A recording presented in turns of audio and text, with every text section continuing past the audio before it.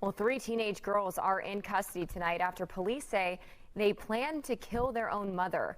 And they say that it's all because their mom turned off the Wi-Fi. It happened overnight on Barker's Crossing near Barker Cypress in northwest Harris County. That's where we find Fox 26's Jade Fleury on this disturbing story. Jade. Well, fortunately, the Harris County Sheriff's Office says that the teen's mom was not seriously injured after her own daughters tried to stab her with knives. And we spoke with some nearby neighbors who tell us that disturbances happen frequently at the family home. They're known for that in this neighborhood. There's always cops around that house. A family dispute turned violent. The Harris County Sheriff's Office says a mother was assaulted by her own teenage daughters for turning off the Wi-Fi. Authorities allege the girls then plotted to kill her. The 3 teens, ages 14, 15, and 16 years old, accused of grabbing kitchen knives and chasing their mom throughout the house and into the street. A nearby neighbor says they were returning from the rodeo when they saw the family in the driveway. Moments later, the homeowner and her sister heard yelling. When she got back from the gas station, she says that there was cops outside. They've always, been known as like trouble in this neighborhood, and our neighbors tell us the same thing. The mother was hit with a brick and the teen's grandmother knocked over while trying to intervene. Teens 14, 15, and 16 supposedly assaulting their mother because she turned off the Wi-Fi. What are your thoughts on that? I think that's so crazy. I mean, it just tells how much unstable that family is, and it's very sad for them. And those 3 teens were arrested and charged with aggravated assault of a deadly weapon. Reporting from Northwest Harris County, Jade Fleury, Fox 26 News. Good evening. Baytown police do confirm a teenager has been charged with murder in the deadly shooting of a teenage girl. Fox 26 spoke with the family the day of that shooting. Reporter Sherman DeSalle visited that neighborhood here today, and he's joining us now live with some more details. Yeah, good evening, Anthony, Rashi. So the family's pleased to know that the murder charges have been filed, but they're still in shock, of course. They talked to me about how they've been dealing with losing such a big light in their family. We still struggling with the pain. We still feel like if it's a dream, like if it's something that just happening, like if you're in a dream that you can't get out of. A memorial grows on the playground at the village of Baytown Apartments, where 14-year-old Anaya Zachary was shot and killed shortly after coming home from school, March 21st. Her father, Joseph Zachary, devastated, losing his little girl. We got to look at where she took her last breath at. Right here in this park, and I knew when it happened and everything, she probably was trying to reach out to her father and try to get to her father and everything for help. Baytown police confirmed the 14-year-old male suspect, a Goose Creek ISD student, is in custody and charged with murder. The family tells us Anaya had problems with the suspect at school before. She was on the bus. She said to him for him to leave her alone, but he didn't want to stop that. But when she got onto the bus driver let him off the bus too. If he don't live here, why would you let this child get off this bus if he lives over there? The family also says once Anaya got to the apartment playground, the suspect approached and started shooting. Neighbors believed the suspect's parent may be facing charges. Baytown PD says that will be determined by the DA's office. Every day we got to live and see how we going to go about this here without seeing her face. Really devastating. So under Texas law, parents or guardians may be held criminally liable if a child younger than 17 gains access to a readily dischargeable firearm due to a failure to secure it. But the circumstances regarding the weapon used in this murder have yet to be announced. Reporting from the Juvenile Justice Center, Sherman DeSalle, Fox 26 News. On tonight's Breaking Bong, lengthy criminal records and stints in prison did not stop judges from freeing 2 career habitual offenders allegedly caught in the act. Fox 26's Randy Wallace joining us live now from the courthouse with the latest in his ongoing series. Randy. Yeah, Rashi, now one of the 2 habitual offenders is on parole. He was still given a get-out-of-jail-free card after his most recent arrest.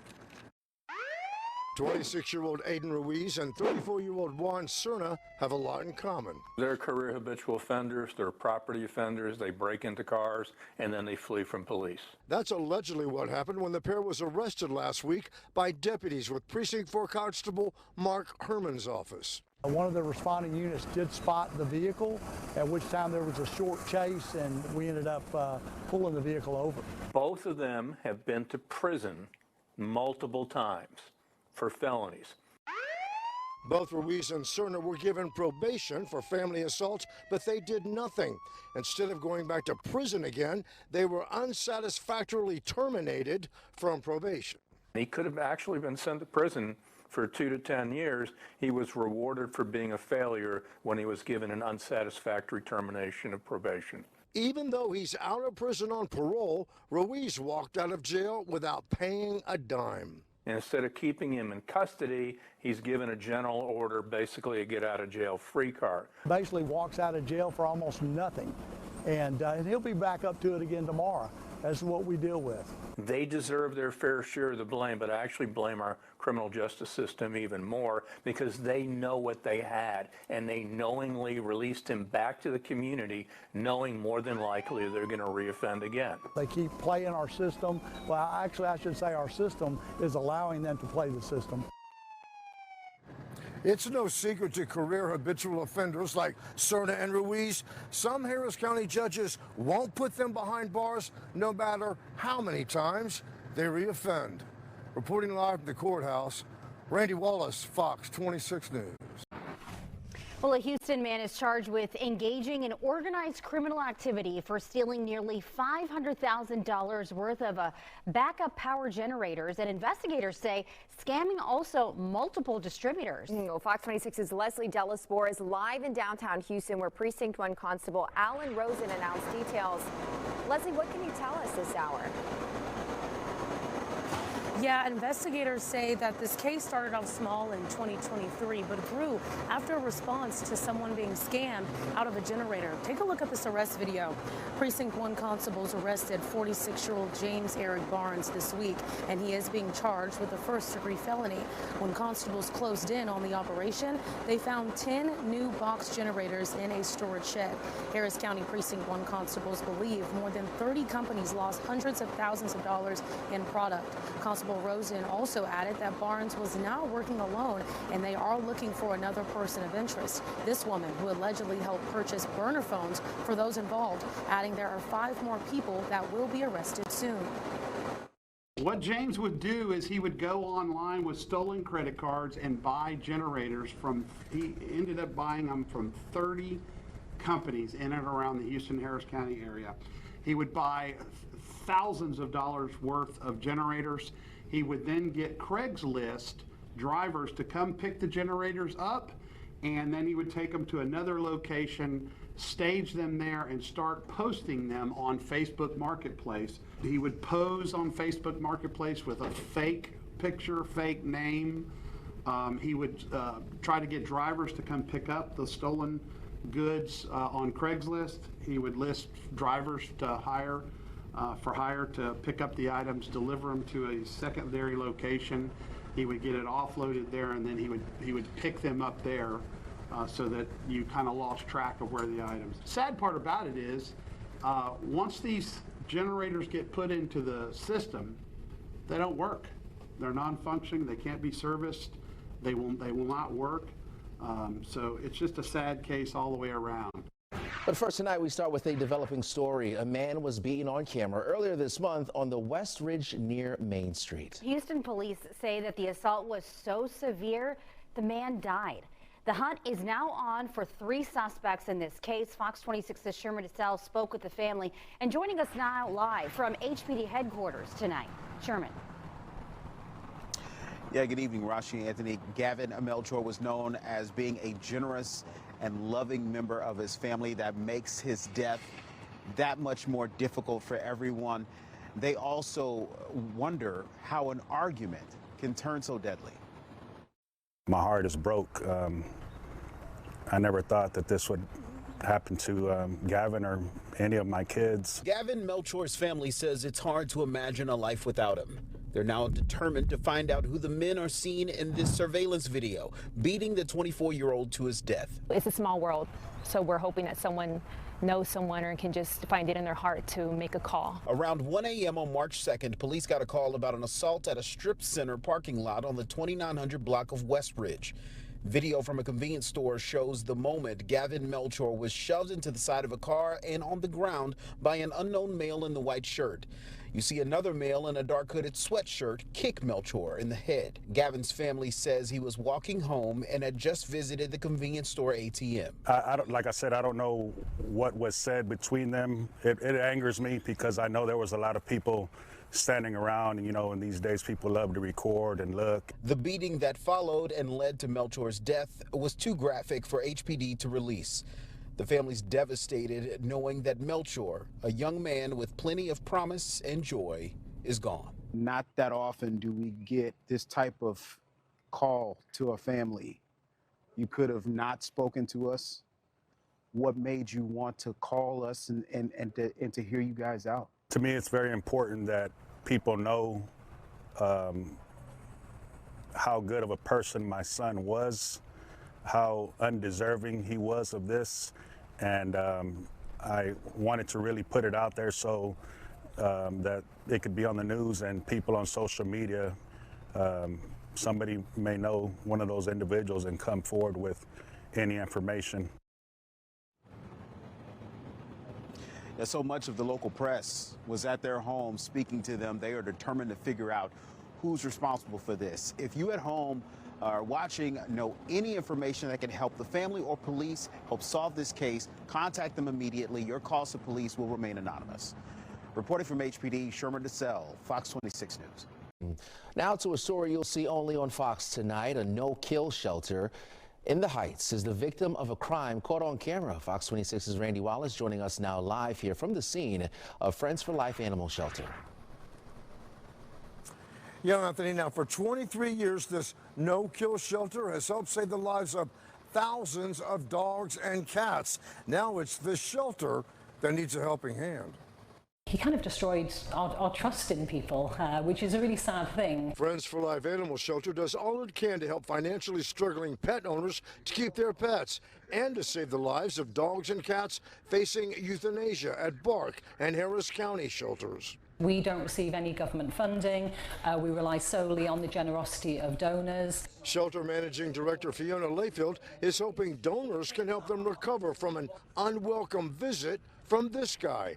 A camera captures him making a beeline for an exterior office. He broke in through one of the windows, rifled through the office to see what he could find that would be quick and easy to sell, I imagine. He kicked down the door from the inside and he stole a laptop, a mini fridge, some tools. And as a non-profit, we're always struggling for money, and to have to spend money on extra security measures and on fixing doors and replacing equipment, it breaks our heart, because we want all of the money that we have and that we get given by donors to go towards the animals. This lock has been replaced. Those ones are new. Donors are helping Friends for Life replace some of the stolen items. If you know this guy, contact Houston Police, 713-884-3131. I would just ask him, was it really worth it? He's probably going to sell the items on the street for a fraction of what they are worth. But he's destroyed some of our trust in humanity. He's broken so many hearts, and was it really worth it? Now, if you'd like to help by donating, volunteering, or fostering, we've got a link for you on our website. Reporting live from the Heights, Randy Wallace, Fox 26 News. Now to a Fox 26 exclusive. The family of a Houston man who was killed in a hit and run on the north side is speaking to us tonight. It's been over 2 weeks since the incident, and they did some police work of their own to find who's responsible. Reporter Sherman DeSalle has this exclusive tonight, live from HPD headquarters. Sherman. Yeah, good evening. So Everett Smith's family, they've been combing through whatever evidence they can find to help figure out who did this and why. And they managed to find surveillance video, images of a truck that was speeding in the area, happened to pull up on the same block around the same time that Smith was killed. I spoke with his daughter earlier tonight. Bring me back to the moment when you found out about what happened. I received a call on Facebook that my dad was laying on the ground. He was deceased. I told my cousin, excuse my French, I said, man, you a damn lie. That ain't my daddy. Tell me what that was like to see your dad laying on the ground, knowing what had just happened. Devastated, heartbreaking, like just toe up, numb. Like somebody just stuck a knife and just pushed it in my heart. Dominique, the initial reports that we got from police said that there was witnesses say there was a possible red Escalade involved. That's incorrect. In the video, it looks like a Yukon. In the video, you can tell that it's deliberately, it's on purpose. And they tried to... Because there's no stop sign on the corner where they stopped. No. And then they just peeled off. And they just peeled off. And so your dad was standing right here. Do you think this was on purpose? Yeah, absolutely. Why would anyone want to do that to your father? Hatred. I mean, I don't understand why. He was very loving, very, very caring. He had a heart big like this. The balloon released, you could tell the people from everywhere came out. The homegoing, you could tell the people. He was very much loved. What was the reason for this? Why? Why? I mean, they did him like he was an animal. Like, why? Really tragic for the family. Also spoke with Mr. Smith's mother, who was hoping to get some answers as well. So we reached out to HPD to see if the images that we saw today are a part of their case. So far, no updates. If you have any information that can help the family or help police figure out who's responsible for this, call HPD or Crime Stoppers, 713-222-TIPS. Reporting from HPD headquarters, Sherman DeSalle, Fox 26 News. Over in Fort Bend County, Stafford police are searching for a man that they say shot his estranged wife in front of her children. Fox 26's Jade Fleury is live outside of Stafford Police Department. Jade, what have you learned? Well, Stafford police have been searching for Jeremy Bengaro for 3 days now, and the shooting of his estranged wife was all captured on video. We do want to warn our viewers that some people may find this video disturbing. Jeremy should be considered armed and dangerous. A murder attempt caught on Ring doorbell video. Stafford police say 33-year-old Jeremy Bengaro shot his estranged wife at the Park at Tivoli Apartments Monday. The disturbing video shows Bengaro shooting multiple times into a vehicle in front of her 14 and 16-year-old teenagers before running off. The woman shot twice, one of the teens running to a nearby neighbor for help. He's a heartless individual. To do this in front of 2 children, for them to see their mother get shot, I mean, it's heartbreaking. Stafford police say he drove off in a 2023 red Chevrolet pickup truck. Officials now asking for the public's help in finding the gunman. Police also say the shooting is not his first run-in with the law for domestic violence. Well, Mr. Bengaro has a lengthy criminal history, including, several domestic violence cases over the past 3 to 4 years. And, unfortunately, it has led to this level of violence. In 2023, Bengaro faced charges for assault causing bodily injury for family violence. In 2024, Bengaro faced charges for continuous family violence. And most recently, he served 80 days in jail for the same offense. We should assume that he still has that firearm on his person. And for him to still be on the run now, there's no telling what he would do not be caught. And Stafford police say that the woman who was shot is expected to make a full recovery. Crime Stoppers are offering $5,000 for any information that leads to Bengaro's whereabouts. Reporting from Stafford, Jade Fleury, Fox 26 News. Some disturbing allegations tonight against a former instructional aide at Dawson High School in Pearland. Police say that he inappropriately communicated with a minor. Fox 26's Leslie Delaspore is live outside of Dawson High School. So Leslie, what did police tell you? Yeah, police told me that they acted quickly after the initial report from the 14-year-old student here at Dawson High School came in about 20 days ago. On March the 6th, we were notified in reference to a 14-year-old student at Dawson High School had received some inappropriate pics and videos from a gentleman named Jarrell Griffin. Our detectives went to the scene, started doing their investigation. Shortly after, it's understanding that Mr. Griffin actually was terminated from Dawson High School and Pearland ISD. Investigators say the conversations between the 14-year-old and 41-year-old Jarrell Griffin began at the end of 2024. Pearland police also say that Griffin purchased a cell phone for the 14-year-old to communicate with him. Over the last few weeks, investigators with Pearland police say they have been going through phones and confirmed online solicitation of a minor actually occurred.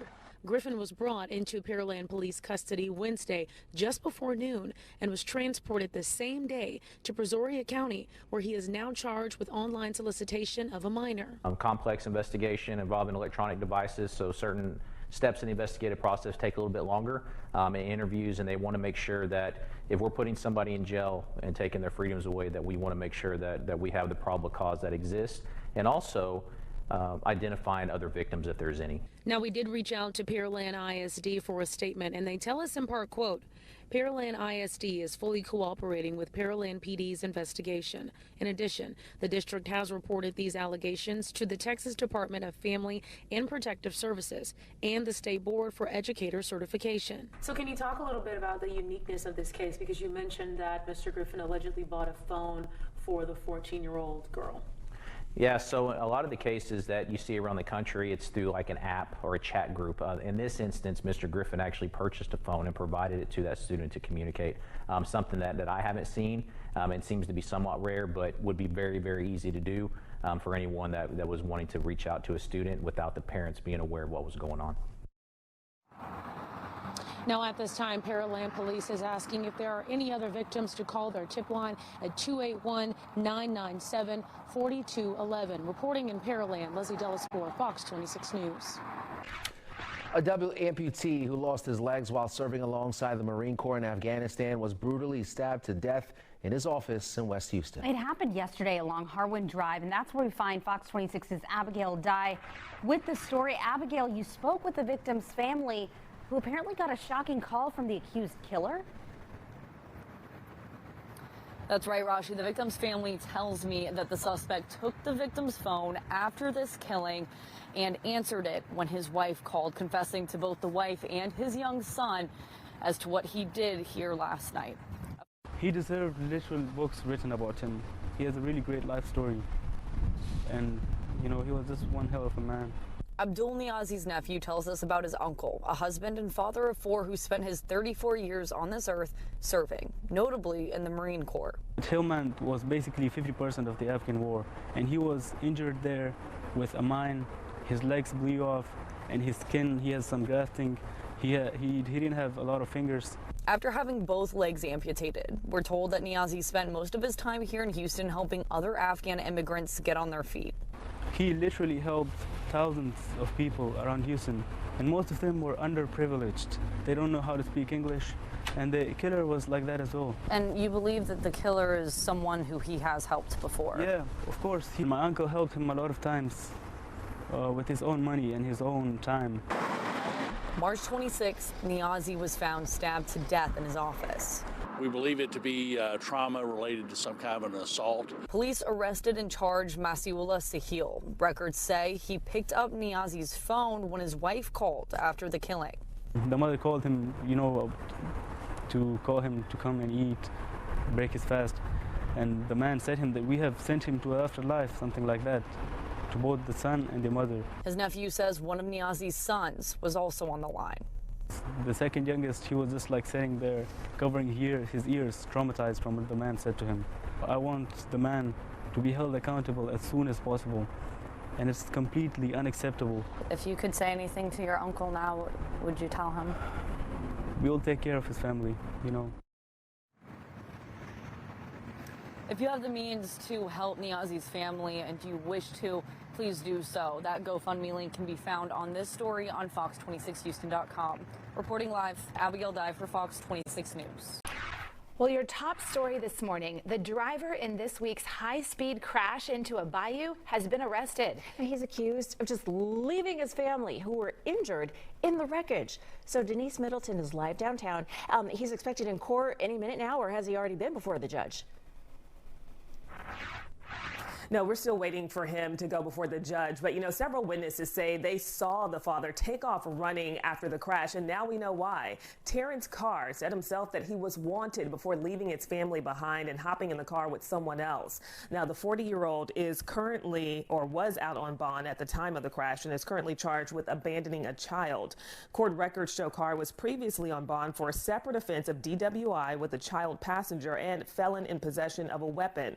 Officers say he was driving close to 100 miles per hour Tuesday night when he hit another vehicle and flipped his Ford Expedition into a bayou off Yale Street. His 8-year-old was thrown from the SUV. Another person who witnessed the accident says he ran over to help, and Carr told him to, quote, "Get my kids, I got to get out of here." His wife and 3 of their other small children, including an infant, were seriously hurt. Investigators say Carr was picked up by another driver and left. Now, his records also include charges of burglary and assault of a family member. Again, we are waiting for him to go before a judge, so we'll let you know as soon as that happens. Reporting live from the Harris County Jail, Denise Middleton, Fox 26 News.